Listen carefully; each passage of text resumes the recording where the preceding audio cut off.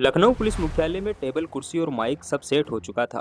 कैमरे के पीछे तमाम क्राइम रिपोर्टर अपनी अपनी सीट पकड़ चुके थे और तभी एक एक कर यूपी पुलिस के 3 सबसे बड़े आला अफसर पहले से तय अपनी कुर्सी पर बैठ जाते हैं। ये अफसर हैं यूपी पुलिस के डीजीपी प्रशांत कुमार, यूपी के एडीजी लॉ एंड ऑर्डर और एसटीएफ चीफ अमिताभ यस और ADG Lucknow zone ASP Shirodkar.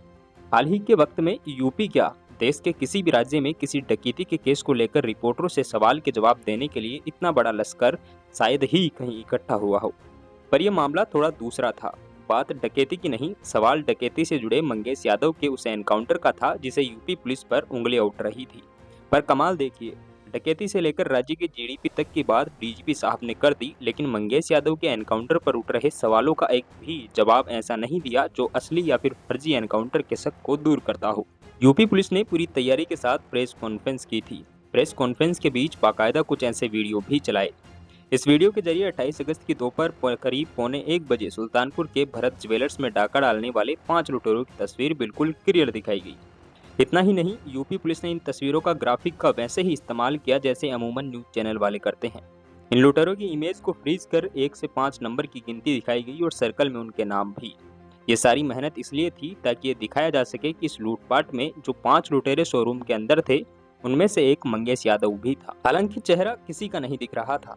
खासतौर से जिस डकैत को पुलिस मंगेश बता रही थी उसने तो हेलमेट पहना हुआ था। जाहिर है सवाल तो बनता ही है कि बिना चेहरा देखे कैसे मान लिया गया कि ये मंगेश यादव ही है। एक रिपोर्टर ने पूछ ही लिया। इस पर डीजीपी साहब झुंझलाते हुए बोले कि सवाल न जाने कहां से लेकर आ गए। मंगेश यादव के एनकाउंटर को लेकर उठ रहे सवालों के बीच शायद यूपी पुलिस ये भूल गई कि सुल्तानपुर के भरत ज्वेलर्स में हुई डकैती पर किसी को शक नहीं है। वहां डाका पड़ा ये सच है, डकैत कैमरे में कैद हुए ये भी सच है। इन 5 नकाबपोशों में एक मंगेश यादव हो सकता है ये भी मुमकिन है। मंगेश यादव पर चोरी के 8 पुराने केस हैं ये भी सही है। वो 2 बार जेल भी जा चुका है, इसे भी जुटलाया नहीं जा सकता। पर सवाल इतना ही नहीं था। सवाल तो ये था कि क्या मंगेश यादव का एनकाउंटर फर्जी है?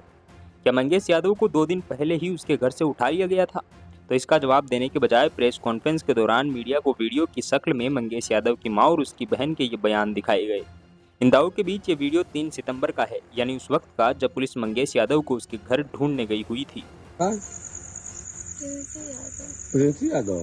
पिताजी के नाम राकेश यादव। ये कौन गांव है? अग्रवाल। अग्रवाल के रहने वाली है। थाना बक्सर। मंगेश यादव की मां और बहन का ये बयान इसलिए अहम हो जाता है क्योंकि इसमें दोनों ने मंगेश यादव के एनकाउंटर के बाद मीडिया के सामने ये दावा किया था कि सादे लिबास में कुछ पुलिस वाले 2 सितंबर की रात मंगेश को घर से उठाकर ले गए थे। लेकिन अब यूपी पुलिस की तरफ से जारी 3 तारीख की इस वीडियो में दोनों बता रही हैं कि मंगेश तो पिछले 2-3 महीने से घर ही नहीं आया था, मुंबई गया हुआ था। लेकिन यूपी पुलिस की तरफ से 3 सितंबर को इस वीडियो में एक पेच है। वो पेच है कि इस वीडियो में जब मंगेश यादव की बहन प्रिंसी से पुलिस वाला सवाल कर रहा था तब प्रिंसी को देखकर ऐसा लग रहा था कि शायद वो सो रही थी और पुलिस वालों के जगाने पर अभी अभी उठी है। इस वक्त प्रिंसी ने सफेद रंग का कोई शर्ट या कुर्ता पहन रखा है। लेकिन इसके बाद जैसे ही मंगेश की मां से पुलिस पूछताछ करती है तभी प्रिंसी राउंड नेक की टी शर्ट में दिखाई देती है, यानी उतनी देर में उसने कपड़े बदल चुके थे।